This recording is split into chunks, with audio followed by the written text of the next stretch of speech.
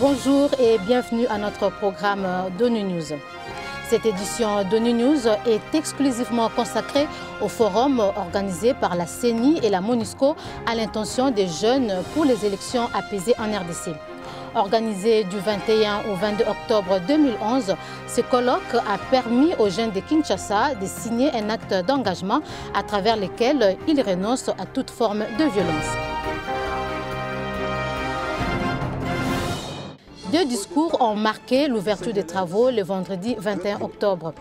Introduisant le forum, le directeur de la division des affaires politiques de la MONUSCO a eu des mots justes pour demander aux jeunes de s'imprégner de la culture de la paix et du développement et de rejeter toute forme de violence. Et surtout souhaiter que les élections au Congo se passent paisiblement, parce que la jeunesse congolaise aurait refusé d'être entraînée sur la voie de la violence. À son tour, le vice-président de la CENI, Jacques Joly, s'est penché sur les dangers qui guettent les jeunes en tant que composante majoritaire de la population d'être manipulés par les politiciens pour recourir à la violence pendant les élections. J'espère qu'on ne verra plus de jeunes à partir d'aujourd'hui être transportés dans ces béverrues gratuites, vendre leur voix contre un t-shirt, une bouteille de bière, un pain. On verra de jeunes imposer un vrai débat programmatique dans notre société et dire qu'un leadership responsable de la majorité ou qui veulent être la majorité ne peut pas utiliser les jeunes pour les abrutir. Afin de répondre à la demande d'information de la jeunesse qui veut connaître quel rôle elle est appelée à jouer pendant le processus électoral, le forum a retenu des thèmes pertinents, parmi lesquels état des lieux du processus électoral, participation, droits et responsabilités de la jeunesse dans le processus électoral, les élections apaisées et jeunes extropiés, où sont les leaders. Appelé à faire l'état des lieux du processus électoral, le directeur de la division électorale de la MONUSCO a apporté aux participants l'information nécessaire relative à l'évolution du processus électoral et au déploiement du matériel électoral selon les plans intégrés CENI-MONUSCO. Ceci pour éviter aux jeunes d'être l'objet de manipulations, mais par contre de prendre conscience de leurs responsabilités dans l'avenir du pays. Vous avez l'opportunité d'être un exemple pour l'Afrique, pour le monde entier. Saisissez cet exemple-là.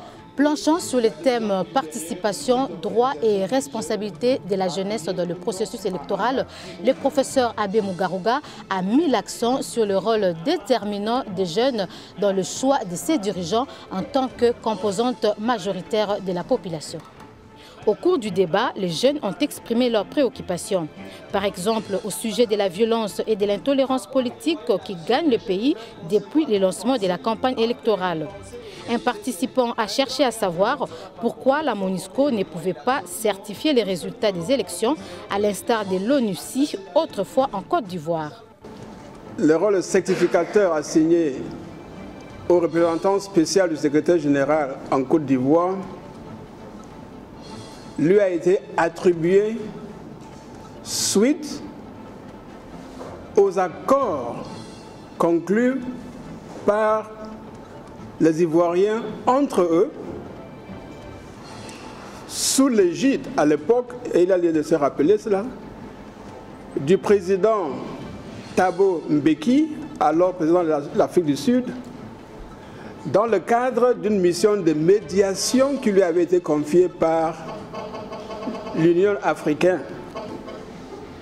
Et cette recommandation a été entérinée par les Nations Unies. Les participants ont éclaté en 4 commissions après différents exposés.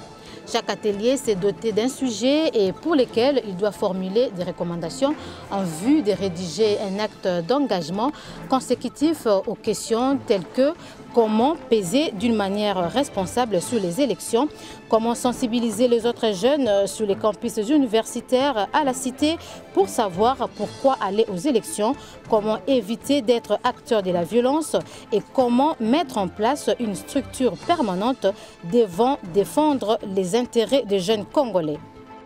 Après les amendements du texte de l'acte d'engagement et sa rédaction finale, les représentants des différentes structures des jeunes ont procédé à la signature du document.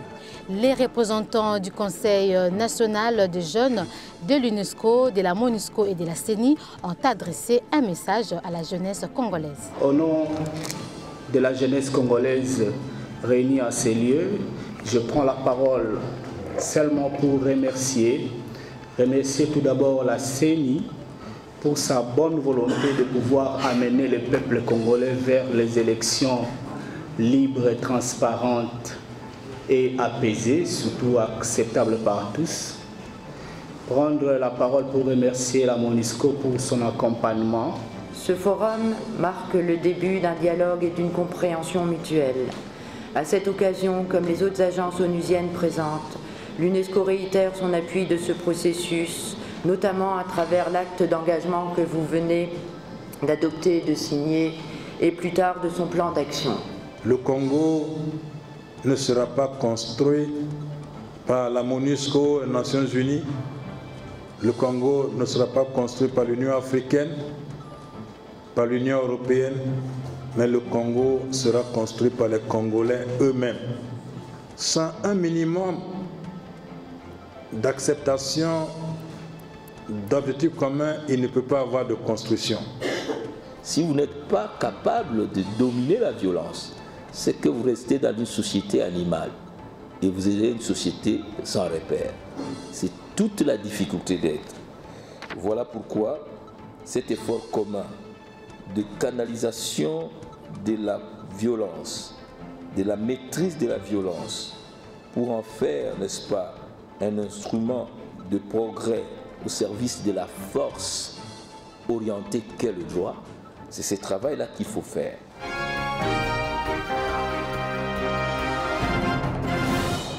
C'est la fin de cette édition d'ONU News. Merci de votre aimable attention. Au revoir.